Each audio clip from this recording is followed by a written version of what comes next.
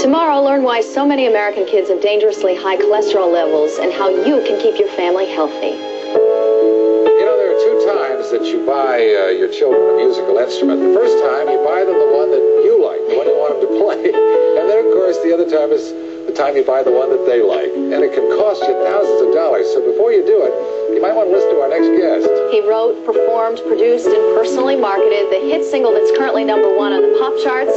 He is Timmy T. Good morning, Timmy T. Hey, how you doing? And that, of course, is the hit single. Oh, yeah, that was One More Try. Now, you've told me you couldn't wait to have Timmy T here on the show because you said you've been hearing him and listening and I've watching seen him him on talk interviews. shows. Well, the story is so intriguing, if you'll tell us, about making the song, and probably a lot of people are familiar with it now. Well, I wrote the song One More Try simply as a plea to get my ex-girlfriend back. And, you know, I didn't expect to write the song to play on the radio or, you know, get a record deal later. I wrote the song about 1.5 years ago. And it just turned out that, you know, once I gave her the song, we got back together and, you know, everything turned out great. Today we're not together, but actually the song, I decided I'd put it, you know, on a record. And we put it out, me and my record company, Quality Records. And it just started doing so well, we couldn't believe the response, you know. Well, indeed it has. We have a clip, so we're going to take a look. Let's take a look. One more try, I didn't know how much I loved you. One more try, let me put my arms around you. Living all these lonely nights without you. Oh baby, can we give it one more try? So, your girlfriend may not be back, but I bet you have a lot of other offers now that you're famous. Well, a few.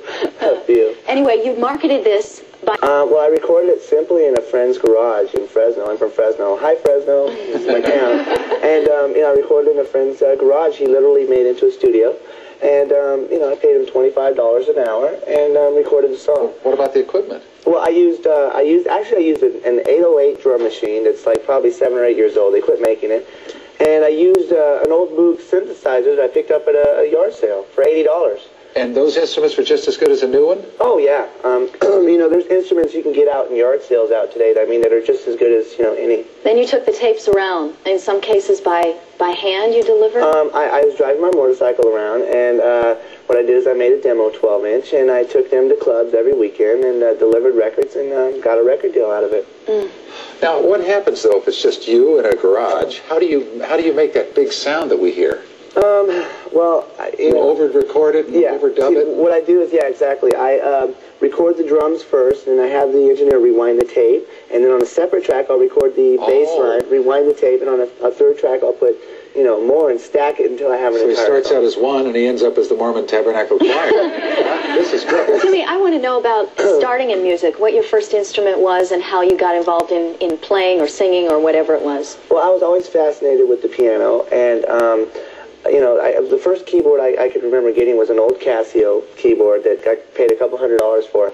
And, you know, there's a lot of kids out there that want to get into music that you know, maybe think they need to go to an expensive music store to buy keyboards. But you can actually get them in department stores nowadays. You can get a small keyboard and basically learn the same thing, you know, as you would on the piano. You said you plunked out the theme or the melody for your songs on the piano first and then moved to electronic instruments. Basically, that's what I did, yeah. And the songs just occur in your head, not as you're sort of doodling, or what's the process? Pretty much, I get the words in my head and a little melody, and then I go to the, you know, keyboard or piano, for instance, and I just start writing the song, you know. All right.